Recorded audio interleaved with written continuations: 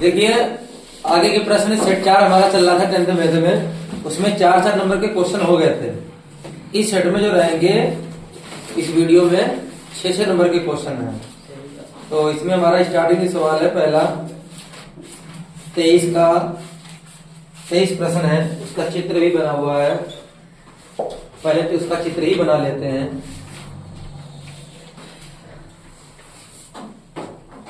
ये कुछ इस प्रकार से आकृति बनी हुई है जिसका नाम ए यहाँ दिया गया है, बी यहाँ ओ और डी ये दिया गया, सी ये दिया है। इस लाइन को भी ऐसे मिलाया गया है। ये भुजा 5 सेंटीमीटर दी गई है और तुम्हें चित्र से दिया गया है ए ओ के बटे में ओ सी बराबर में बी ओ के बटे में ओ डी बराबर में 1/2 इतना दिया गया है। तो डीसी का मान ज्ञात कीजिए, यानी इसमें ये वाली भुजा हमें क्या करनी है, ज्ञात करनी है। और ये तुम्हें इतना संलग्न चित्र में दिया गया है। तो यहां देखते हैं इसमें क्या क्या बातें हैं। इसमें क्या क्या दिया गया, एओ के बटे में ओसी, कहां पे है, एओ के बटे में ओसी ये हो गया, बीओ के बटे में ओडी, तो बीओ के बटे में ओडी ये हो गया, इतना तुम्हें दे रखा है। तो ये बहुत आसान क्वेश्चन तुम्हारा 4 नंबर का आ गया। तो इसमें 2 त्रिभुज देखते हैं। अगर देखे जाए तो ये त्रिभुज की भुजाएं हमें ये 5 है और ये हमें डीसी चाहिए है। और ये इन भुजाओं के बीच में ये वाला त्रिभुज आ गया, एक ये वाला त्रिभुज आ गया। इन दोनों त्रिभुजों को अगर हम समरूप बना दें तो इनकी संगत भुजाएं क्या हो जाएंगी, समानुपाती हो जाएंगी। और समरूप बनाने के लिए यहाँ पर बहुत आसान है। अगर कोई जैसे हम त्रिभुज में, ये तो तुम्हें भुजाएं दी गई हैं, पहले त्रिभुज का नाम लिखते हैं, किस त्रिभुज को समरूप बनाने वो लिखते हैं। त्रिभुज AOB, त्रिभुज AOB तथा दूसरा त्रिभुज कौन सा हम लिखेंगे, ODC या लिख लो DOC, कैसे भी नाम लिख सकते हो। त्रिभुज DOC में हम इसमें कोई कसौटी बनाएंगे। यहाँ पे कौन सी कसौटी बनने मालूम है, साइड एंगल साइड, क्योंकि 2 साइड दी गई हैं। इसकी भुजा मतलब जैसे तुम्हारा ये वाला मान इसके बटे में या इसके बटे में, यहां से देख लो AO के बटे में OC, देखो AO के बटे में OC हो गया और BO के बटे में क्या है, OD, तो BO के बटे में क्या हो गया, OD हो गया। अगर फिर इनकी भुजाओं के बीच का ही कोण अगर इस कोण के बराबर है तो साइड एंगल साइड बन जाएगा, ऊपर भी साइड एंगल साइड बन जाएगा। तो हम क्या करेंगे, ये वाला कोण इस कोण, ये किस कोण से बराबर, इनको विपरीत कोण कहते हैं या किस नाम से जानते हैं, शीर्षाभिमुख कोण के नाम से जानते हैं। तो यहाँ पे लिखेंगे कोण AOB, कोण AOB बराबर है कोण DOC के, बराबर है कोण DOC के। क्यों बराबर है, या तो लिख दो विपरीत कोण और या लिख दो शीर्षाभिमुख कोण। तो चलो हमने विपरीत कोण लिख दिया।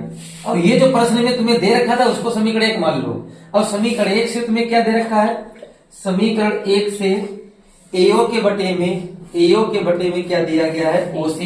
तो जैसा है वैसे नोट कर लें, AO के बटे में OC बराबर BO के बटे में कितना, OD बराबर में 1/2 दिया गया है। अब साइड ये एंगल बन गया और ये साइड बन गई, तो यहाँ पे हम कह सकते हैं साइड एंगल साइड समरूपता कसौटी से हमारे दोनों त्रिभुज जो है वो कैसे हो जाएंगे, समरूप हो जाएंगे। त्रिभुज कौन सा, AOB समरूप हो जाएगा किसके, त्रिभुज DOC के। अब समरूप हो गया, अब इनकी हम संगत भुजाएं समानुपाती लगा सकते हैं। हमें जैसे AB का मान दिया गया 5, DC का मान चाहिए, तो हम पहले यही लिख लें AB के बटे में DC, AB के बटे में DC लिख दें। बराबर में अगर इसकी लिखोगे AO तो फिर बटे में क्या लिखोगे, OC, तो क्या लिखोगे AO के बटे में क्या लिख लोगे, OC। और बराबर में लिखना चाहो BO तो BO के बटे में OD, लेकिन वो मत लिखो क्यों, जब तुम्हें AO बटे OC का मान 1/2 दिया गया तो रख देना। AB का मान कितना दिया गया, 5, तो इसकी जगह 5 रख देंगे। DC का मान हमें क्या करना है, ज्ञात करना है। और AO बटे OC का मान कितना है, 1/2, 3 बस गुणा करना, तो DC 1 DC और बराबर 5 दूनी 10। लो इतना एक बार 6 नंबर का क्वेश्चन आया हुआ है, ये इसका आंसर हो गया। नोट करिए कितना आसान क्वेश्चन था। अब इसका 23 का अथवा प्रश्न देखिए, तुम्हें दोनों में से कोई एक करना है, लेकिन हम यहाँ सभी हम करवा दे रहे हैं। 23 का अथवा प्रश्न में क्या कहा गया है, सिद्ध कीजिए किसी व्रत पर, कोई एक व्रत है तो एक हमने व्रत बना दिया, व्रत पर बाह्य बिंदु से खींची गई स्पर्श रेखा है, बाह्य बिंदु से इस व्रत पर खींची गई स्पर्श रेखा, ऐसा सवाल कहां जुड़ जाता है। तो परीक्षा में इस सवाल पे ध्यान रिलेटेड क्वेश्चन आ जाते हैं। स्पर्श रेखाएं परस्पर बराबर होती हैं, वह सिद्ध करना है। अब यहाँ नाम P, यहाँ केंद्र बना देंगे इसका O, इसको मिला देंगे, इस त्रिज्या को मिला देंगे, इसका नाम A रख देंगे, इसका नाम B रख देंगे। अब हमें ये आंसर लाना है कि इसकी स्पर्श रेखा ये बराबर होती है। पता तो है हमें बराबर होती है, लेकिन प्रूफ करना ये बराबर होती है। तो यहाँ पे हम लिखेंगे सिद्ध करना है, क्या सिद्ध करना है? PA के बराबर में PB लाना है, PA के बराबर में PB। अब ऐसी स्थिति में क्या करेंगे, हम इस त्रिभुज इसके बीच में एक लाइन मिला लेंगे। अब ये 2 त्रिभुज बनाएंगे, इन 2 त्रिभुजों में नियम बनाएंगे, तब जाके हम इसको सिद्ध कर सकते हैं। तो एक वृत्त की त्रिज्या स्पर्श रेखा परस्पर लंब होती है, 90 डिग्री कोण ये हो गया। और यहाँ भी वृत्त की त्रिज्या स्पर्श रेखा पर लंब होती है, एक 90 डिग्री कोण ये हो गया। ठीक है, अब इन दोनों त्रिभुजों में लिखेंगे त्रिभुज AOP, कोण AOP तथा दूसरा त्रिभुज OBP में या BOP में, कैसे भी लिख सकते हो, त्रिभुज BOP में। अब इसमें क्या क्या बातें निकल रही हैं वो निकालना हमें, क्या क्या दिख रहा है इसमें वो नोट करते हैं। सबसे पहले तो हमें कोण दिख रहा, कोण A जो है वो कोण B के बराबर, कोण A जो है वो कोण B के बराबर। क्यों बराबर है? क्योंकि 90 अंश का है। और कोई स्थिति में दिख रही? हमें दिख रही, ये वृत्त की त्रिज्या है, ये भी वृत्त की त्रिज्या है। OA के बराबर में क्या है? OB है। तो दूसरा लिखेंगे OA के बराबर में OB है। एक और हमें भुजा दिख रही, कोई बताओ? हमें PA के बराबर PB नहीं दिखना है, वो तो बराबर ही लाना है। दूसरा कौन सा बताओगे? उभयनिष्ठ है। ये वाली भुजा OP जो है वो दोनों में है। OP देखो उस त्रिभुज में भी है और OP इस त्रिभुज में भी है, तो लिखेंगे OP बराबर OP। ये क्या है? उभयनिष्ठ है। इसको क्या कहेंगे? उभयनिष्ठ है। तो ऐसी स्थिति में जब 2 भुजाएं बराबर आ जाएं और ये कोण बराबर दिया गया हो तो उसको समरूप नहीं सर्वांगसम बोलते हैं। क्या बोलते हैं? सर्वांगसम में संगत भुजाएं आपस में क्या होती है? बराबर होती है। यहाँ पर भी साइड एंगल साइड बना सकते हैं, लेकिन हम ऐसे लिखेंगे इसमें त्रिभुज। अब तुम्हारा कौन सा? AOP सर्वांगसम का कैसे बनता है? ये और उसके ऊपर 2 बराबर या नीचे 2 बराबर लगा दीजिए, नीचे लगाते हैं सर्वांगसम ऐसे, और यहाँ नीचे 2 बराबर लगाते हैं। इसको क्या कहते हैं? सर्वांगसम, मतलब संगत में बराबर। और इसका BOP के हो जाएगा, त्रिभुज BOP के सर्वांगसम हो गया। अब सर्वांगसम का नियम ये होता है कि इनकी संगत भुजाएं बराबर होती हैं। संगत भुजाएं क्या होती हैं? तो सब तो बराबर हो ही गया। OA के बराबर ये दिया गया, OP के बराबर OP हो गया, रह कौन गया? खाली PA के बराबर में क्या हो जाएगा? अब लिख सकते हैं अतः PA के बराबर में PB, और यही हमें आंसर लाना था। ये भी तुम्हारा 6 नंबर का क्वेश्चन हो गया। बहुत ही आसान में, मात्र 6 ही लाइनें हैं, नोट करिए। देखिए 24वां प्रश्न त्रिकोणमिति से है, सर्वसमीका से सिद्ध कीजिए cosec A minus sine A, cosec A minus sine A into में sec A minus cos A बराबर में 1/tan A plus cot A। ये बराबर में जो होता है, देखो ऐसे इसको हम देखते हैं, ये हमारा होता है सीधा, जिसको कहेंगे राइट हैंड, और ये होता है उल्टा, जिसको लेफ्ट हैंड। तो ऐसे अगर इसको रखें तो ये हो गई राइट हैंड साइड और ये हो जाती है लेफ्ट हैंड साइड। तो इसको लेफ्ट हैंड साइड कहते हैं, इसको राइट हैंड साइड कहते हैं। तो इसको हम लेफ्ट हैंड साइड लेके हल करते हैं और राइट हैंड साइड आ जानी चाहिए। और या तो ऐसा करो, लेफ्ट हैंड साइड को हल करें और राइट हैंड साइड को हल करें, दोनों एक जैसे आ जाए तब भी सिद्ध हो जाएगा। कोई भी तरीका आना चाहिए। तो ये हमें सिद्ध करना है। यहाँ पर जो क्वेश्चन में तुम लोग वहां लिखना भी है परीक्षा में, सिद्ध करना है। तो इसके हम क्या करेंगे? लेफ्ट हैंड साइड हल करेंगे। अब यहाँ में कोसेक है, यहाँ साइन है, तो कोसेक को साइन बनाया जा सकता है। कोसेक का सूत्र 1/sin, कोसेक का सूत्र 1/sin। फिर साइन को ऐसे रहने दो, क्योंकि साइन के पदों में तो आ ही गया ये। ऐसे सेक को भी कास है यहाँ, तो सेक को भी कास बनाया जा सकता है, तो 1/cos कर दो। अब कास तो यहाँ है ही, तो कास को ऐसे रहने दीजिए। अब इसमें तिरछी गुणा करें, थोड़ा हल करें, साइन की गुणा, तो 1 माइनस साइन स्क्वायर हो जाएगा और बट्टे में भी साइन बचेगा। फिर इंटू में कास की कास में गुणा, 1 माइनस कास स्क्वायर हो जाएगा और बटे में कास A भी रहेगा। अब 1 minus sine square theta, cos square theta, 1 minus sine square theta क्या? कास स्क्वायर थीटा, और बटे में कितना? Sine A। 1 minus cos square theta, sine square theta, 1 minus cos square theta क्या हो जाएगा? साइन स्क्वायर थीटा, और बटे में कितना? Cos A। गुणे में तिरछा कट जाएंगे, एक कास से कास कटेगा, एक साइन से एक साइन कट गया, बचा कितना cos A इंटू में sin A। अब लोग उत्तर तो हमें ये लाना था, अब ये आ ही नहीं पाया, तो ऐसा करो इसको मान लो दिमाग से बना तो सकते हो वो, लेकिन ऐसा करो थोड़ा है सही करने के लिए इसके राइट हैंड साइड को भी हल करें, तब ये उत्तर आ जाना चाहिए, तब तो इसको हम बना सकते हैं। तो इसमें हम क्या करेंगे, ऐसे मान लो इसको बनाएंगे तो ज्यादा दिमाग लगेगा, राइट हैंड साइड को हल करते हैं। राइट हैंड साइड एक ऐसे ही टेन का सूत्र साइन बटे कास, टेन का सूत्र साइन बटे कास लगाएंगे, कास का भी इसका भी कास बटे, इसका उल्टा होता है कास बटे साइन लगाएंगे, तो साइन की साइन में गुणा, कास की कास में गुणा, तो एक बटे साइन की साइन में गुणा हो जाएगी, साइन स्क्वायर हो जाएगा, और प्लस कास की कास में गुणा हो जाएगी तो कास स्क्वायर हो जाएगा, और बटे में नीचे नीचे गुणा हो जाएगी तो क्या हो जाएगा कास ए इंटू में कितना साइन हो जाएगा। तो इसका मान कितना हो जाएगा एक, तो एक बटे में साइन इसका थीटा प्लस कास इसका थीटा एक होता है, और उसके बटे में कितना कास है इंटू में कितना साइन है। अब ये बटे के बटे में होने के कारण ये पलट के ऊपर आ जाएंगे, तो क्या लिख गया लो कास है इंटू में कितना आ गया साइन है। ये हमारी कौन सी हो गई, साइड नहीं हो गई, ये तो लेफ्ट हैंड साइड ये आ गई थी और राइट हैंड साइड ये आ गई थी, तो इसका मतलब दोनों साइडें कैसी आ गई बराबर आ गई, लास्ट में लिख देंगे अतः लेफ्ट हैंड साइड बराबर में क्या राइट हैंड साइड, ये हमारा इसका आंसर हो गया। और सुनो अच्छा, जो लोग कहें नहीं इससे ही उत्तर ये आना चाहिए, जो लोग कहेंगे मान लो हमारा इससे ही आंसर ये आना चाहिए, तो उनके लिए क्या प्रोसेस है, ये वाला सवाल नोट करें, फिर ये लाइन नोट करें, फिर ये लाइन नोट करें, फिर ये लाइन नोट करें, फिर ये लाइन नोट कर दें, हो गया। उल्टा नोट करते जाए, कैसे देखो इसको जो क्वेश्चन है इसको हम ऐसे एक के बटे में लिख सकते हैं, फिर इसी को ऐसा भी लिख सकते हैं, इस वन की जगह पे sine square theta plus cos square theta कर सकते हैं, और फिर उसके बाद में इनको अलग अलग कर सकते हैं, जब इसके बटे में अलग करेंगे तो इसके बटे में अलग करेंगे तो ये प्रोसेस आ जाएगा, फिर इसकी तिरछी गुणा करें मतलब ऐसे साइन बटे कास और कास बटे साइन क्या जगह टेन आ जाएगा, तो इस प्रकार से भी बन सकता है जो सोचो, लेकिन ऐसे सरल है सिंपल। देखिए तुम लोग खुशी की बात बताते हैं, हमारा इंडियन कोस्ट गार्ड में पेपर निकल गया है, उस खुशी में तुम लोग की जनवरी और फरवरी की फीस माफ, ठीक है? ठीक है, सही बात।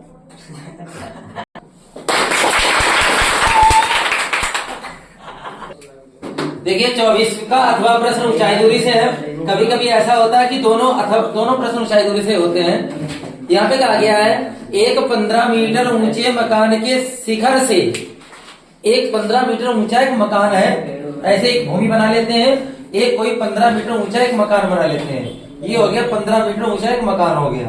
अब इसमें कहा गया है 15 मीटर ऊंचे मकान के शिखर से एक टावर के शिखर का उन्नयन कोण 30 अंश है। अब उन्नयन कोण है तो इसका मतलब टावर ऊंचा होगा मकान से, तो इसका उन्नयन कोण कितना हो गया 30 अंश, ये वाला उन्नयन कोण होता है, इसको हम कहते हैं उन्नयन कोण 30 अंश बन गया। उसके बाद में उसी मकान के तल से कहा गया है, तल का मतलब फिर यहाँ से बात कही गई है, उसी मकान के तल से टावर के शिखर का उन्नयन कोण 60 अंश है, तो इसने फिर से टावर के शिखर को देखा तो ये वाला उन्नयन कोण कितना बन गया 60 अंश बन गया। टावर की ऊंचाई मान लेंगे h, टावर की ऊंचाई कितनी मान लेंगे h मान लेंगे, तथा मकान से टावर की दूरी याद कीजिए, मकान मतलब टावर ये मकान ये, तो इनके बीच की दूरी भी मान लेंगे कितनी x मीटर है, तो मतलब हमें x और h दोनों के उत्तर चाहिए है। तो ये भी बहुत आसान क्वेश्चन होता है 6 नंबर का ऊंचाई दूरी से। इसमें त्रिभुज बना लेंगे, दो त्रिभुज, एक 60 अंश वाला त्रिभुज एबीसी हो गया, एक 30 अंश वाला त्रिभुज सी, इसका नाम डी रख लो, इसका नाम ई रख लो, तो एक CDE हो गया। तो इसकी तो हमें भुजा पता हो गई, इस त्रिभुज की 60 अंश वाले की। अब इस त्रिभुज की भुजा पता होनी चाहिए, दोनों की पता हो जाएगी, अगर ये x है तो ये भी x होगा क्योंकि बराबर बराबर दूरी है। अब ये मालूम होना चाहिए, हमें तो पूरा ये पता है, अगर इतना मालूम हो जाए तो ऊपर वाली दूरी मालूम हो जाएगी। और ये अगर 15 है, यहाँ से यहाँ तक कितना है 15, अगर ये 15 है तो ये भी कितना होगा 15 होगा यहाँ से यहाँ तक। अब तुम ये वाली दूरी याद कर सकते हो कैसे, h में से अगर हम 15 घटा दें तो यही वाली दूरी बचेगी, तो ये ऊपर वाली जो बचेगी वो h माइनस कितनी बचेगी 15 बचेगी। अब जाके हम दोनों त्रिभुजों में, हमें दोनों त्रिभुजों की क्या हो गई भुजाएं पता हो गई। अब दोनों त्रिभुजों में हम लगा देंगे tan थीटा का नियम या काट का नियम, दोनों एक ही बात है, लंब और आधार पता है। तो त्रिभुज ABC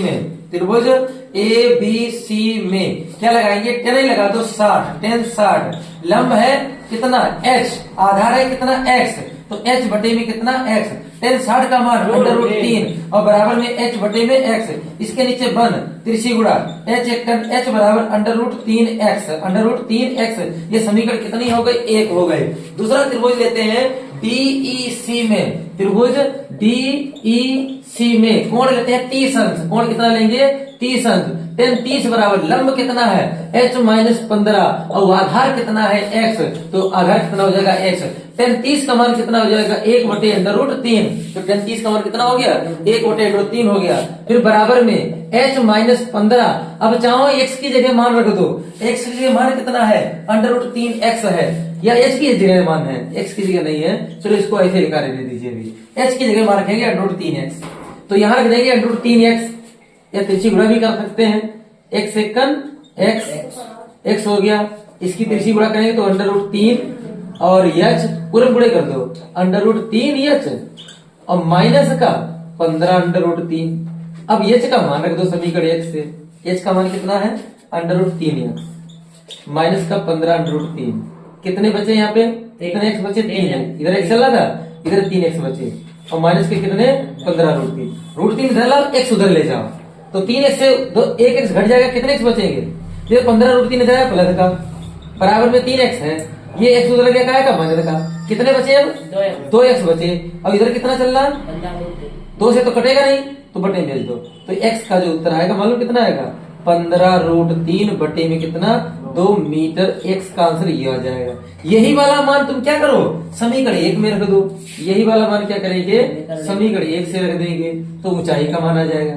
h बराबर √3 देखो ऐसे ही रहेगा, और x की जगह कितना रखेंगे? 15 √3 बटे 2, 15 √3 बटे में 2, √3 हो जाएंगे 3 और 15 दिया हो जाएगा 45, तो 45 बटे 2 उसकी ऊंचाई हो जाएगी इतने मीटर।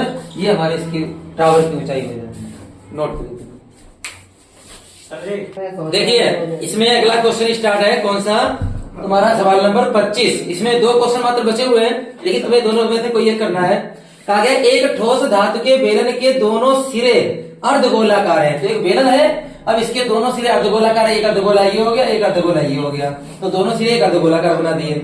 इसकी संपूर्ण ऊंचाई 19 सेंटीमीटर है। इसकी संपूर्ण ऊंचाई यानी यहाँ से लेकर टोटल जो ऊंचाई है वो कितनी हो गई? 19 सेंटीमीटर हो गई। बेलन का व्यास है 7 सेंटीमीटर, तो बेलन का जो व्यास होगा वही तुम्हारा अर्धगोले का व्यास होगा। तो बेलन का व्यास है 7, तो त्रिज्या इसकी व्यास की आधी होती है 7/2, तो यहाँ भी आधी 7/2, तो ये भी त्रिज्या हुई।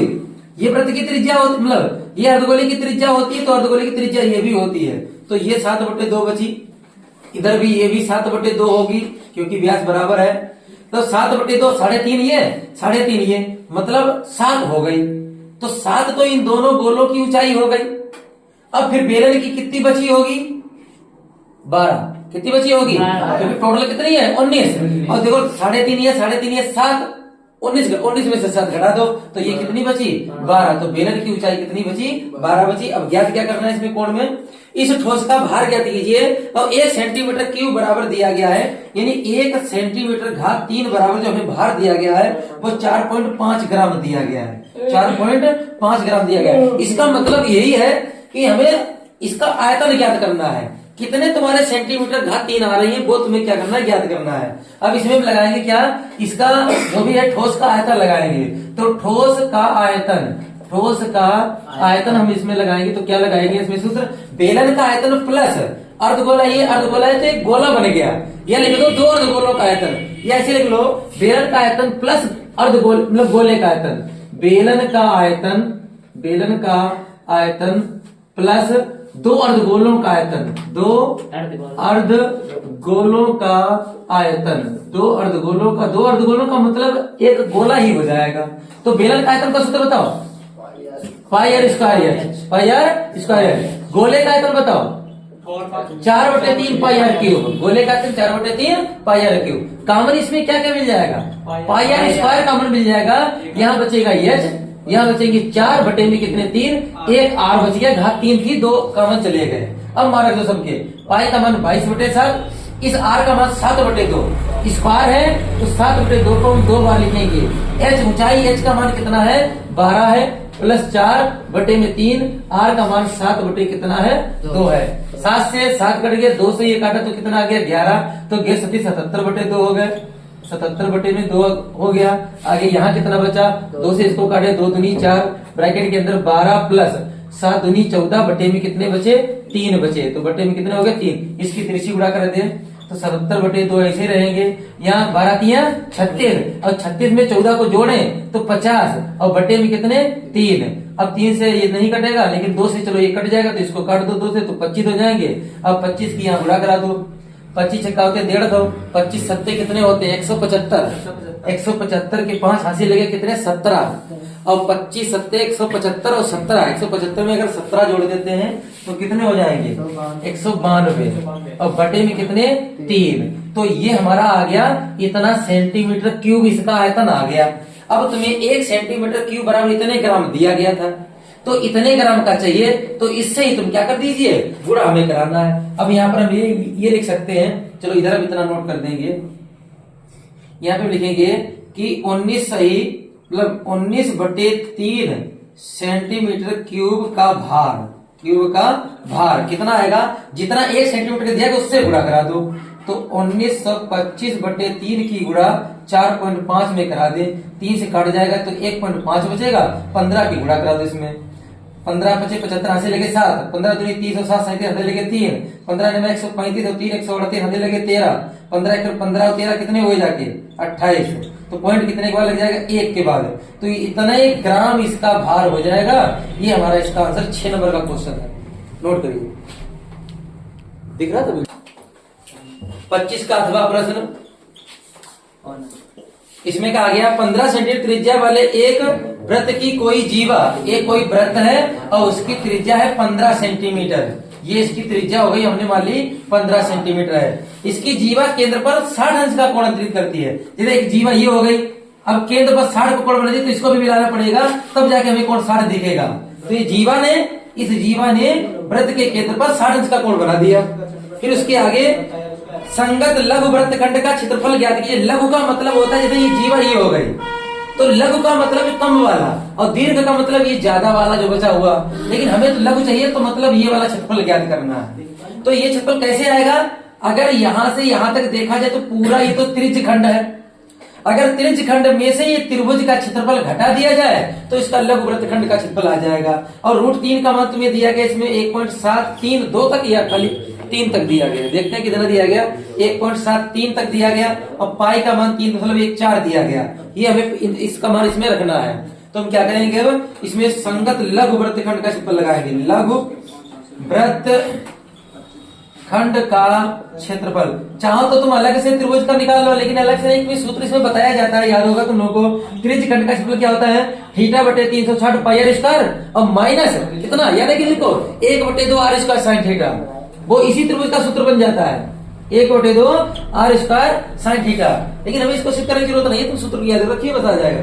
थीटा की जगह कितना 60 बटे में कितना 360, पाई का मान रख देते हैं, चलो 3.14 रख देते हैं। आर का मान 15, स्क्वायर है तो 15 की गुणा 2 बार लिख देते हैं, माइनस 1/2 ऐसे। आर का मान यहाँ भी रखना है 15 × 15, और साइन थीटा का मतलब साइन 60, हम यहीं पे लिख लेंगे साइन 60, और साइन 60 का मान होता है √3 बटे में कितना 2 होता है। इसको हल करेंगे तो यहाँ 6 आ जाएंगे, 3 से काटेंगे 3 दूनी 6, 15 हो जाएंगे, 2 से इसको काटेंगे 157 आ जाएंगे, इनकी गुणा करा दें, 25 नहीं, ये तो 15 है, तो अलग पहले कराओ, 5 की कराओ पहले, 7 25 35 हमें लगे कितने 3, और 25 और 3 28 हंसी लगे 2, 5 × 5 और 2 कितने 7, तो ये हो गया हमारा कितना 7.85 यानी 8.5, गुणे में अभी 15 बाकी है माइनस के, ये हो गए 15 √3 हो गया, 15 × 15 √3 का मान दिया गया वो भी रख दो, 1.73 दिया गया, बटे में 2 दूनी कितने हो गए 4 हो गए। अब यहाँ गुणा कराओ, 15 25 75 हासिल लगे 7, अब 15 8 120, 15 8 120 और 7 127 हासिल लगे 12, 15 7 105, 105 और 12 कितने हुए 105 और 12 17, 117, तो पॉइंट कितने के बाद में 2 के बाद माइनस।